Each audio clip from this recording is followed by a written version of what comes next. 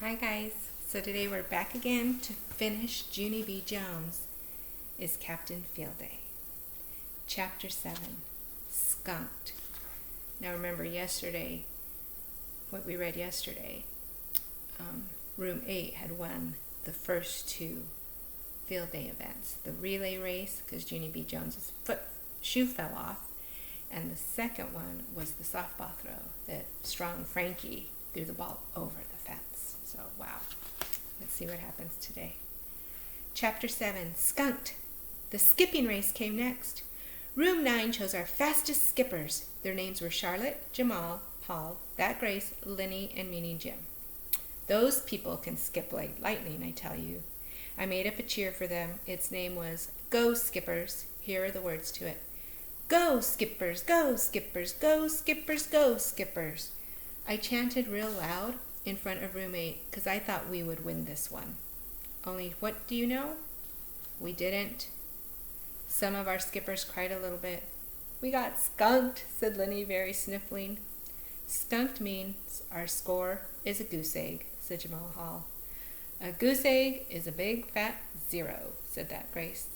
A big fat 0 is when you're stinking up the place, said Meanie Jim, very glum. Mrs. did not like that kind of talk. Hey, hey, hey, she said. That's enough of that, she said. I'm proud of all of you. You did your best, and that's all anyone can ask. Right, Junie B? Yes, I said. Plus also a win would be nice. I sat down. Mrs. looked at me a real long time. The tug of war is the next event, she said finally. How about another cheer from our team captain to get us charged up? No, thank you, I said. I already did cheer for the skipping team, and look where that got us. Mrs. made squinty eyes at me. Try, she said. I stood up. Raw, I said. Thank you, said Mrs. I sat back down. All of us lined up for the tug of war. Room 8 held on to one side of the rope, and Room 9 held on to the other side. Mrs. tied a bow right in the middle of it. Then she drew a line on the ground in front of each team. Okay, people, she said. Whichever team pulls the bow over their own line is the winner. Is everyone ready? Yes, yes, yes, shouted Room 8. Room 9 just looked at her. William was behind me. I'm not good at tug of war, Junie B, he whispered. I never even did the tug of war before. Join the club, bud, I grumped. After that, Room 8 teacher blew her whistle, and both our teams started to pull. Room 9 pulled and pulled with all our strength. People! People! We're doing it! We're doing it! I shouted, very shocked. We pulled some more. Then all of a sudden, we heard a loud holler. It was strong Frankie. He yanked the rope as hard as he could, and Lenny and Ricardo fell down in the grass, and the bow went over the line. Room 8 went crazy and happy. They were loud and laughing. Room 9 walked to the water fountain very sad. We sat down next to the building, and we didn't talk for a real long time. Finally, Mrs. came and got us. Come on, boys and girls. There's just one more event to go, she said. She took us to the pull-up bar. The Room 8 teacher smiled real big. All right, everybody, it's time for the pull-up contest. Polly Allen Puffer stared at her. Big whoop, he said. Then the Room 8 teacher tattled on him, and Polly Allen Puffer had to sit by himself for a timeout. Mrs. was not happy with us. Okay, children, I understand that you're not in a good mood, but one of the things we learn in field day is to never give up. Room 9 is not a bunch of quitters. Are we, Junie B? I looked at Room 9's faces. Pretty much, I said. Mrs. threw her hands up in the air. Okay, that's it. I'm not going to take no for an answer. There must be someone in Room 9 who has the spirit to keep trying. Which one of you children has the courage not to give up, huh? How about you, Jamal? Will you try and do a pull-up for the team, she asked. Jamal Hall pulled his shirt up over his face so no one could see him. I believe that's a no, I said. Mrs. looked around some more. Grace, she said, how about you? Will you try to do a pull-up for us? No, I can't, she said. I really, really can't. I'm only strong on my feet. I'm not, yelled a loud voice. I'm strong all over my whole body. Room 9 turned around. It was Strong Frankie again. He made another arm muscle at us.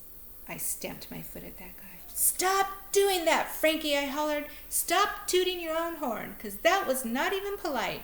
And anyway, Room 9 has strong people too. We have people who can do a jillion pull-ups, in fact. So there. Ha!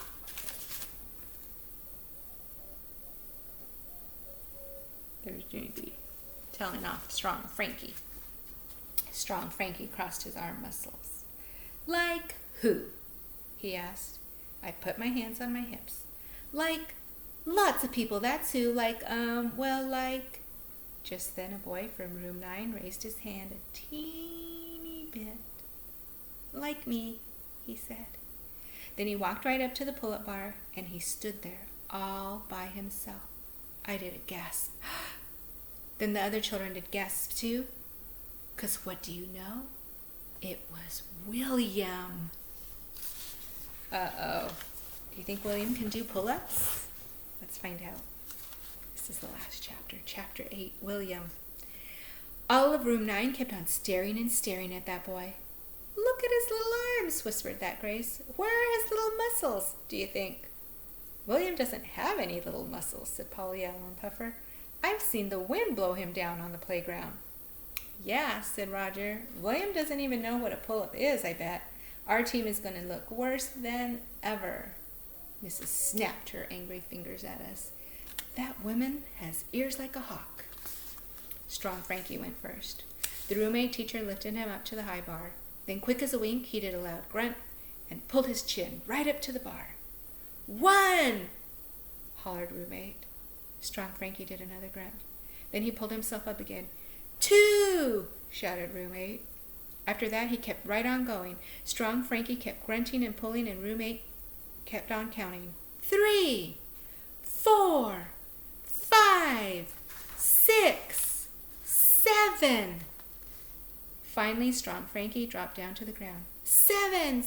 Strong Frankie did 7! shouted new Thelma. Room 9 sat down on the grass real gloomy.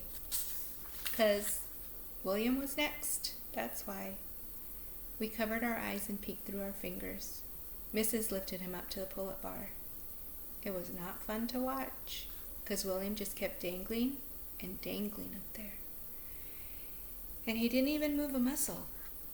Pretty soon roommate started to laugh, and it was loudish and meanish. I made a fist at those people. Hey, you want a piece of this? I shouted real mad. Mrs. snapped her fingers at me again. Then all of a sudden, William kicked his legs a little bit, then he kicked them again, and wowie wow wow, his chin went right up to the bar.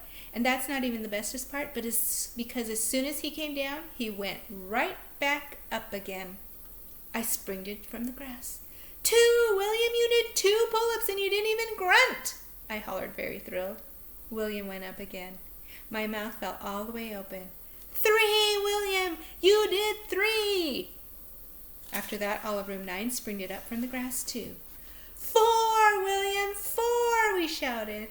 5, William, we shouted. 6, we shouted. 7, 8, 9, 10, we shouted. And William dangled for a little while more. And he kicked his legs one more time. And what do you know?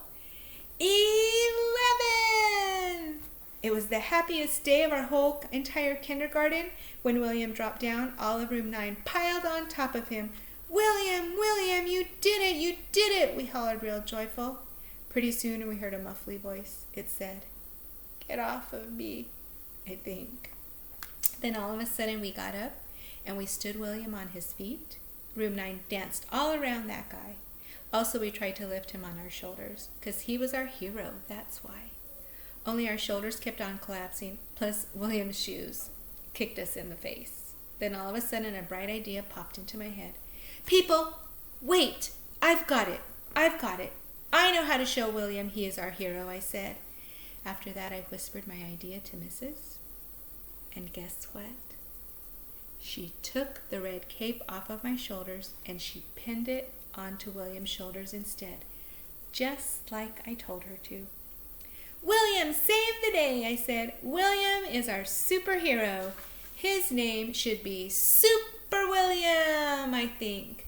William smiled real big. Then he zoomed around on the playground and the cape flied behind him.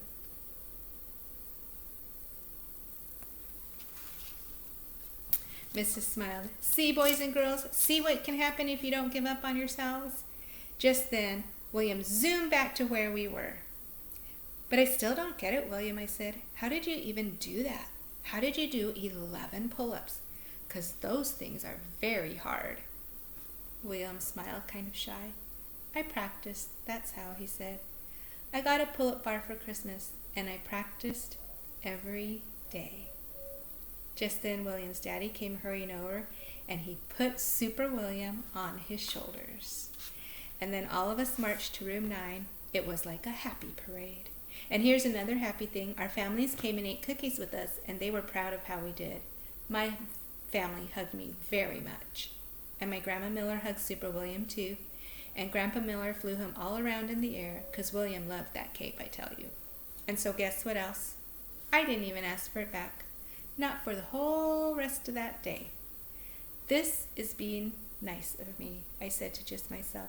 I am being a good team captain. And after that I laughed right out loud, 'cause what do you know? I was tooting my own horn. Way to go, Junie B. She did the right thing, at the end. Good job. Okay, so next week will be the last Junie B book. It'll be Junie B. Jones is a Graduation Girl. See you next week.